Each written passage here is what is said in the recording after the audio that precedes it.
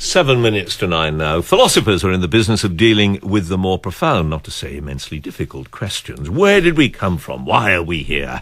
They've been trying to find the answers for thousands of years, and they're still trying, but they needn't bother. They should leave it to science. It's scientists who have the answers because they deal in facts. Well, that's pretty much the conclusion of a new book, On Being, by the Oxford scientist Professor Peter Atkins, who's with me now.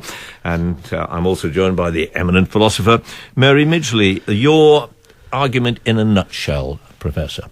Well, there are three ways of getting knowledge about the world. One is to refer to holy books, one is to think about what it should be, and the third is to go out and see what it's like. And I favour the last, and that's what science is all about. So what I wanted to do is to show how myths, which emphasise the importance of these great questions in everyday life, have given way to truth. Myths such as, just to be clear about myths about the creation of the universe, myths about the afterlife, have given way, really, to scientific investigation. Not completely, but, as an optimist, showing the way to the future understanding of the nature of the world. But if I were to ask you, why are we here, you couldn't answer that question. As a scientist, you couldn't answer that question. It's just by accident. We've just tumbled into being. The universe somehow came into existence. We don't know that, but it's not outside the reach of science to consider that sort of grand question and to come up with suggestions and, in due course, verifiable theories. And once the universe is in existence, then it's more or less inevitable that we and our brains tumble into existence. Dr. Midgley, you might as well pack it in. Well, what Professor Atkins says is, of course, not itself a scientific theory. It is a philosophical view. That is, it's a view about the relation between different ways of thinking. And as such, views often tend to be, it's extremely imperialistic. The suggestion is that physical science, which exists to study physical facts, can in fact study all sorts of other things, that it is a suitable way of thinking, for instance, for doing history, which obviously it is not. If you have a logical problem, you ask physical science. If you have a mathematical problem, you ask physical science. These are obviously absurd. The question why we are here is, in his view, just a causal question about the physical events. Now, when people ask a question like that, they're not asking about the physical events.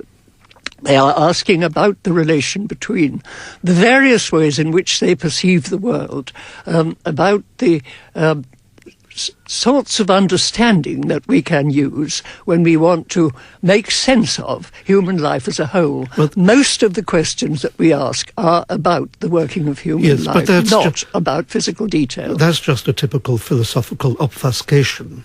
What science does is to identify the really deep questions of existence and go out to try to answer them, whereas a philosopher is typically a philosopher is a pessimist. I suppose philosophers really are like traffic wardens. And you're optimists. I'm an optimist. As a scientist, you're an optimist. I mean, but we know the world's going to end, the universe, the sun's going to burn out. We can have fun before it does. Why can't philosophers? And a part of the fun is understanding the nature of the world and how it works, maybe how it came into existence, and why people take the views that Dr. Midgley does. I suspect you're in your 90s now. I know, Dr. Midgley, but I suspect you've had a bit of fun being a philosopher over the years, haven't you? Certainly so, and also some distress about views like these.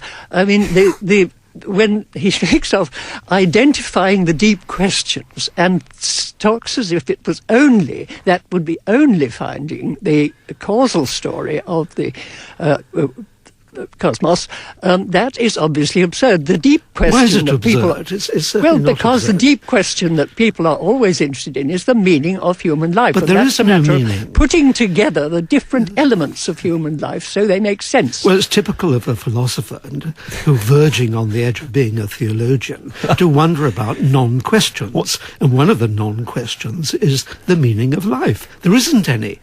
I thought you said you were an optimist. I am. What a bleak assessment. Yes, but being bleak is part of the pleasure of being alive. Get us out of that one, Mary Midgley. Well, this talk about accidents is rubbish, because accident only makes sense within a whole. You can talk about a car accident because that's one chance thing among other things that you understand. You can't talk about the whole thing being an accident. Yes, you can. It is unintelligible. Well, I think it's much more understandable that it is an accident. That is, it fell into existence somehow, rather than there being, for example, a creator who nudged it into existence. Yes, but you see, you said, I think, yeah, etc., etc. Yeah, you didn't say, I can prove no, that, I can't, and you're I meant to be a scientist.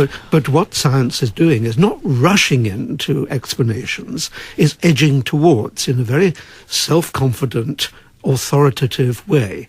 And I think that humanity should be deeply proud of the fact that it stumbled upon a way of discovering the truth about the universe. All right, Mary Midgley, you have 30 seconds less to tell us why we're here.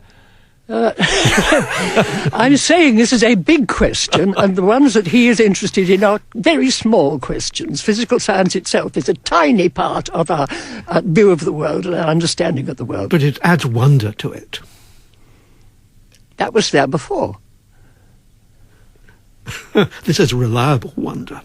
Reliable wonder. What a wonderful thought on which to finish. We can talk about that for another 3 hours, but we can't. Melvin coming up soon, so he'll be able to do that kind of stuff. Professor Peter Atkins, Dr. Mary Midgley, thank you both very much indeed. And that is it from us today. Our editors were John Shields and Terry